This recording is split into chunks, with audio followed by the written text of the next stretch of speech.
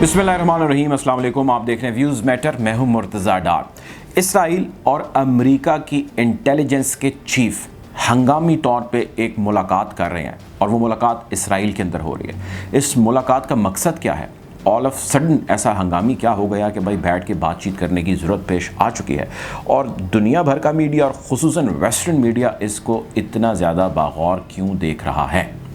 बहरहाल इसकी डिटेल में जाते हैं। विलियम बर्न्स, डायरेक्टर CIA यानी अमरीकी इंटेलिजेंस एजेंसी के head, David Barnea, director Mossad यानी इजराइल की इंटेलिजेंस के चीफ, इन दोनों की मुलाकात आज की तारीख में हुई है।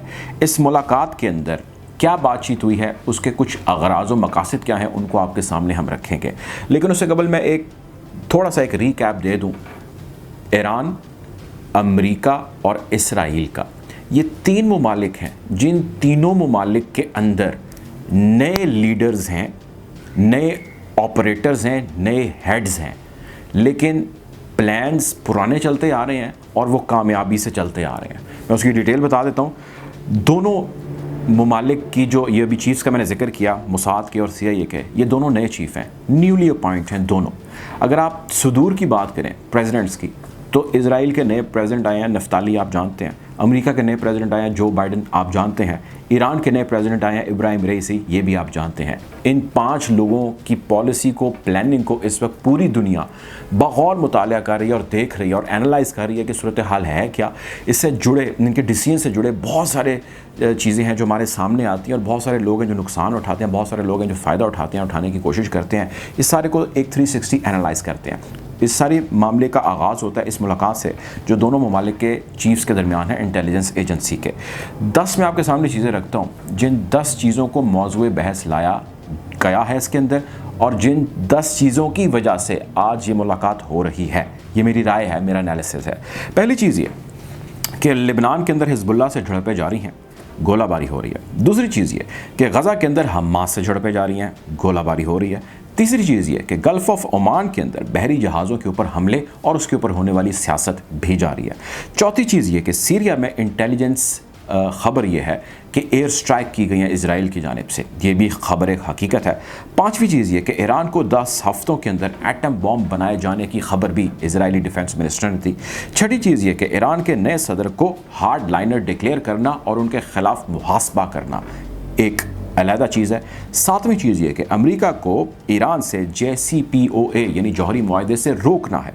आठवीं चीज़ ये कि ईरान के ख़िलाफ़ इंटेलिजेंस ऑपरेशन में इजाफा करना और साइबर हमलों के अंदर इजाफा करना। नौवीं चीज़ ये कि ईरान के ख़िलाफ़ इंटरनेशनल लॉबिंग करना, जिसमें रिसेंटली सऊदी अरेबिया के अंदर 70 के करीब फ़लस्तीन से या हमास से सपोर्ट करने वाले या ताल्लुक़ रखने वालों का जिक्र है। 10वीं चीज़ ये कि फ़लस्तीन के मुसलमानों पर बढ़ते हुए मज़ालिम और उसके ऊपर फ़लस्तीन के अंदर से ही उठने वाली आवाज़ें, वो चाहे आइसक्रीम डिप्लोमेसी ही क्यों ना हो, जो एक बड़ी कंपनी है Ben & Jerry जिसके ऊपर हमने वीडियो की।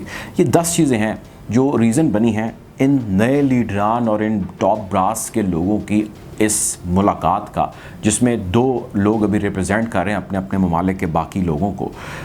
सवाल ये है कि इन 10 चीज़ों के ऊपर आज ये 2 मुल्क इजराइल और अमेरिका आपस में इनके चीफ्स क्यों बैठे हैं और बैठ के इसको 360 क्यों एनालाइज कर रहे हैं? ये 10 जगह हैं, ये 10 महाज हैं, ये 10 प्लेटफॉर्म्स हैं, ये 10 प्लान्स हैं, या आप इसको जो भी नाम दे लीजिए।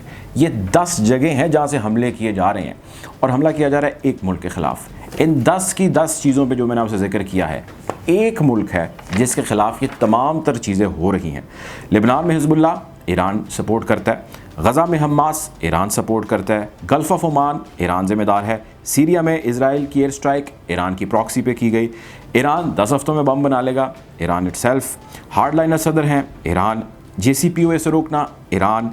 ईरान के ख़िलाफ़ इंटेलिजेंस ऑपरेशन, इजाफा हमलों का ऑफ कोर्स ईरान। ईरान के ख़िलाफ़ इंटरनेशनल लॉबिंग करना, सऊदी अरेबिया का एग्जीक्यूट करना, जो हमास के सपोर्टर्स हैं, ऑफ कोर्स उंगलियां उठी ईरान पे हमारी वीडियो है।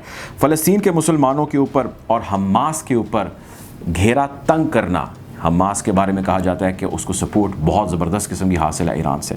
इन तमाम चीज़ों में ईरान, ईरान और ईरान, इन 10 महाज़ों पे वो कामयाबी आज हासिल नहीं हो पा रही जिसका ख्याल किया जा रहा था, जिसका प्लान किया गया था, जिसके ऊपर billions and trillions of dollars लगाए जा चुके हैं। Why Iran is so much difficult to achieve. Iran के ऊपर सैंक्शंस हैं, पाबंदियां हैं, ईरान माली तौर पे बहुत बुरी तरह क्रश है, कोविड के हालात ईरान में बहुत बुरे हैं, ईरान के अंदर इकनॉमिक स्टेबिलिटी तो है ही, लेकिन इसके साथ साथ ईरान को बहुत सारे ममालिक से सिफारती ताल्लुकात बनाने का मसला है, उसकी आइसोलेशन बहुत ज़्यादा है, कुछ लिमिटेड ममालिक हैं जिसके साथ ईरान ऑपरेट कर रहा है। इसके बावजूद भी ईरान के नए प्रेसिडेंट आते हैं तो उनकी ओथ टेकिंग सेरेमनी में 75 से ज़ायद ममालिक के रिप्रेजेंटेटिव आ जाते हैं और आके उनके साथ और उनकी हाँ में हाँ मिलाते हैं और इसको बड़ा पसंद करते हैं। अब ये वो तमाम जगह हैं जहाँ पे शदीद किस्म की मुश्किलात का सामना है अमेरिका और इजराइल को। इन दोनों ममालिक के चीफ्स बैठे हैं और बैठकर इस चीज़ के ऊपर बगौर मुतालिया कर रहे हैं कि क्या अमेरिका का प्लान ये है या अमेरिका का नए जो बाइडन साहब आए हैं उनका मिशन ये है या उनका विजन ये है। वो ये कहते हैं कि भाई टॉक्स, वो ये कहते हैं डिप्लोमेसी, वो ये कहते हैं कि मसले को सॉर्ट आउट करते हैं, हम रिजॉल्व नहीं करते, हम कुछ ऐसा करते हैं कि इसको फिक्स कर दें, थोड़ी देर के लिए ऑन होल्ड कर लें मामलात को। यानी कि प्रेशर का या फिज़िकल जो जंग है या झड़प है उसका इस्तेमाल नहीं होना चाहिए। ये जो बाइडन साहब का एक इनिशिएटिव है।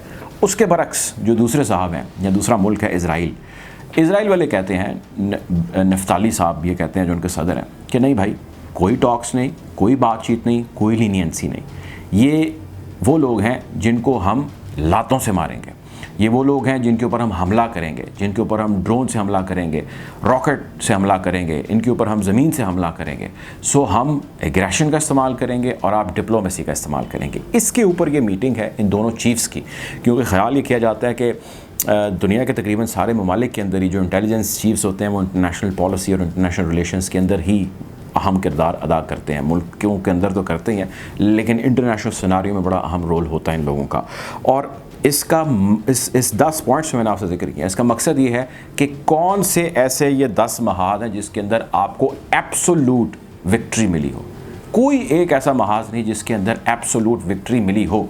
अगर आप कहते हैं तो मैं इसकी डिटेल में जाके आपको प्रूफ कर सकता हूँ। वो JCPOA आपने मुआहदा तोड़ दिया, पाबंदी लगा दी, आपको आज भी डर है कि वो एटम बम बना लेगा। क्यों?